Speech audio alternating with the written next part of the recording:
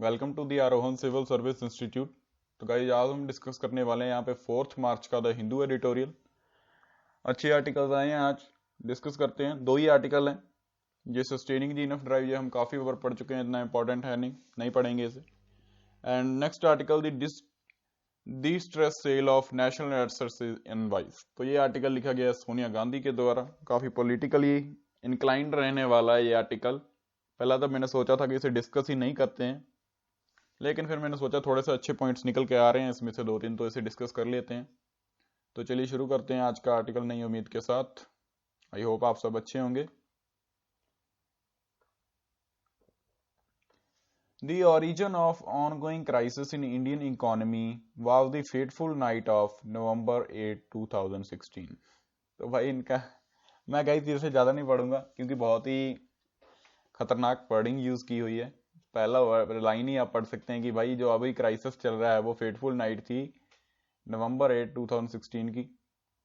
Doctor Manmohan Singh prescient words in parliament that demonetization would lead to 2% drop in GDP were not headed by Prime Minister Narendra Modi. तो उन्होंने कहा था कि 2% drop होगा। तो बेसिकली इनका यहाँ पे क्या कहना है गाइस कि कोविड-19 पैंडेमिक वगैरह चल रहा है, उसके बाद इन्होंने डीमोनेटाइजेशन पहले की, जीएसटी वगैरह लगाया, तो ये सब यहाँ पे इकोनॉमी को काफी अफेक्ट कर रहा है। बेसिकली ये बोलेंगे भी क्योंकि ओपोजिशन लीडर है, तो ये सब कुछ तो होगा ही। तो ये सब कुछ इनका कहना है इस आर्टिकल में।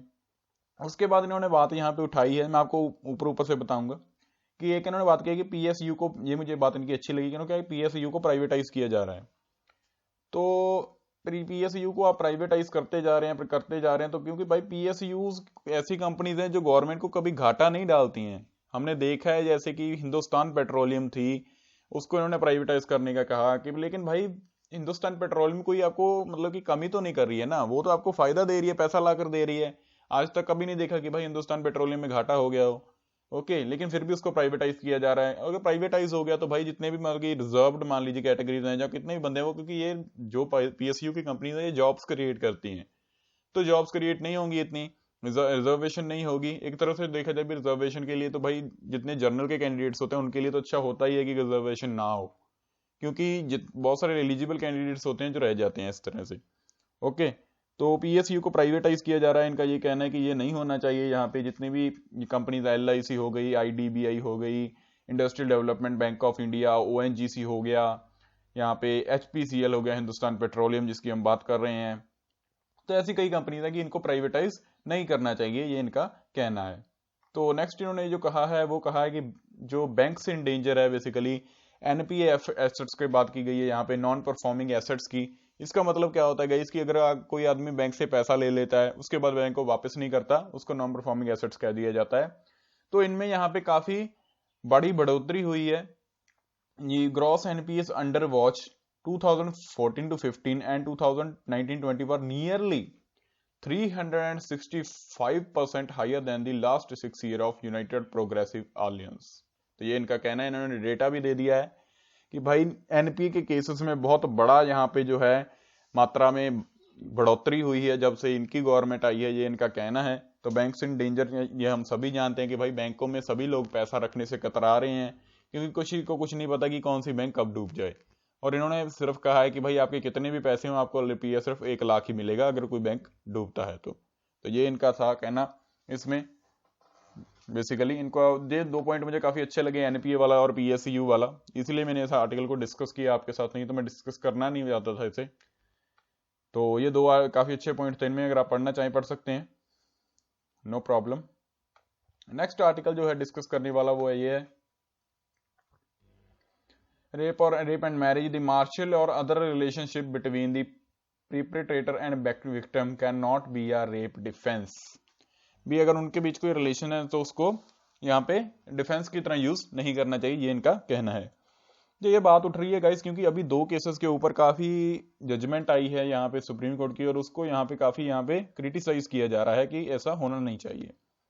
तो एक केस था यहाँ पे महाराष्ट्र का, वहां पे की कोई गर्ल थी, उसको यहाँ पे जब से वो माइनर थी तब से उसको यहाँ पे सेक्सुअली हरास किया जा रहा था, बेसिकली उसका शोषण किया जा रहा था, और उसका भी केस वहां पे गया। और लेकिन जो बंदा उसका शोषण कर रहा था उसको कहा गया कि भाई आप इनसे शादी करोगे तो हम आपको मतलब कि छोड़ देंगे, अगर आप इनसे शादी नहीं करोगे तो आपको जेल होगी और आपकी नौकरी वगैरह चली जाएगी। तो ये वहां पे कहना था इनका। तो इस यहाँ ये यहाँ पे जो थी बेसिकली जजमेंट थी सुप्रीम कोर्ट की। तो ये यहाँ पे कहा गया, तो भाई वहां पे इसके ऊपर काफी सवाल उठाए गए कि भाई ऐसे तो कल को कोई बंदा मान लीजिए किसी लड़की का रेप कर देता है, तो उसके बाद आप उसको कहोगे अब भाई इससे शादी कर ले, तो ऐसे तो भाई बहुत कुछ होता रहेगा। जैसे एक बात है कहने की गाइस, तो ये सब कुछ हो रहा है, इसको काफी क्रिटिसाइज किया जा रहा था। तो ये यहाँ पे स्टेटमेंट थी बोबडे जी की कि भाई आप शादी कर लीजिए, we are not forcing you, ये सब कुछ कहा जा रहा था, पढ़ लीजिए कैसे। तो एक और केस था यहाँ पे मार्शल स्टेटस का, बेसिकली मार्शल रेप केस का। उसमें क्या था, इंटरकोर्स मैरिज की बात हो रही थी बेसिकली। तो जब शादी हो जाती है तो उसके बाद बस बेसिकली जो इंटरकोर्स है उसको फोर्स किया जाता है, तो भाई ये भी एक रेप में डालना चाहिए, ये इनका कहना था। तो इसके ऊपर जजमेंट भी आई थी, इसमें से एक जजमेंट थी यहाँ पे commission of human rights in CRA versus UK। तो उन्होंने कहा था कि भाई रेपिस्ट हमेशा रेपिस्ट ही रहेगा, a rapist remains a rapist regardless of his relationship with the victim. कि भाई रेपिस्ट तो रेपिस्ट ही रहेगा चाहे उसका रिलेशनशिप कुछ भी है विक्टिम के साथ। तो ये यहाँ पे कहना था। ये दो यहाँ पे केसेस आए थे जिसके कारण मैंने डिस्कस किया आपके साथ। इसके ऊपर जो जजमेंट आई है उसको काफी क्रिटिसाइज किया जा रहा है, ये इनका कहना था। एक और केस था यहाँ पे ANR versus state of Haryana. तो वहां पे सुप्रीम कोर्ट ने कहा था कि the offer of a rapist to marry a victim can not be used to reduce the sentence prescribed by the law. कि भाई ये उनको कहना, ऑफर देना कि भाई आप शादी कर लीजिए उनसे, ये यहाँ पे उनको इस चीज को यूज नहीं करना चाहिए जो उसको सजा मिलने वाली है उसको कम करने के लिए। ये यहाँ पे कहना था इनका। This is all about the articles today guys. यही आर्टिकल थे जो मुझे लगा कि आपके साथ डिस्कस करने चाहिए। Sorry guys. तो न्यूज डिस्कस कर लेते हैं थोड़ी सी जो अच्छी है आज वाली उनको। तो फर्स्ट न्यूज आ रही है यहाँ पे कोवैक्सीन की guys. Covaxin shows 81% efficacy also works against variants. तो ये कहना है इनका कि भाई 81% एफिकेसी है कोवैक्सीन की, एंड ये वेरिएंट्स के लिए भी काम करती है। जो कोविड-19 के वेरिएंट्स है बेसिकली उनके ऊपर भी ये काम करती है।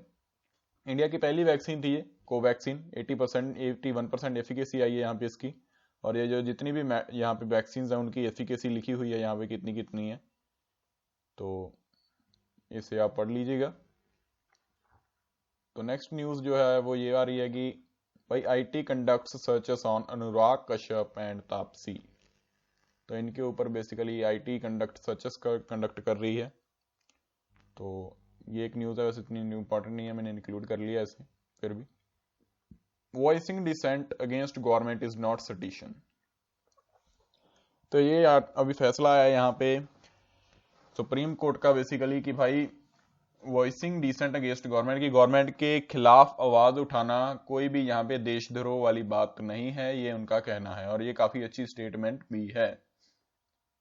तो this is all about today newspaper guys. इतने अच्छे न्यूज थे, आर्टिकल्स थे, हमने डिस्कस किए आज। इतना खास कुछ था नहीं वैसे। तो गाइस कमेंट्स में जरूर बताया कीजिए आपको कैसा लगता है हमारा जो लेक्चर होता है। बेसिकली ये काफी मोटिवेट करता है हमको आपके लिए अच्छा काम करने में और यहाँ पे इम्प्रूव करने में। So that's all for today. Thank you guys.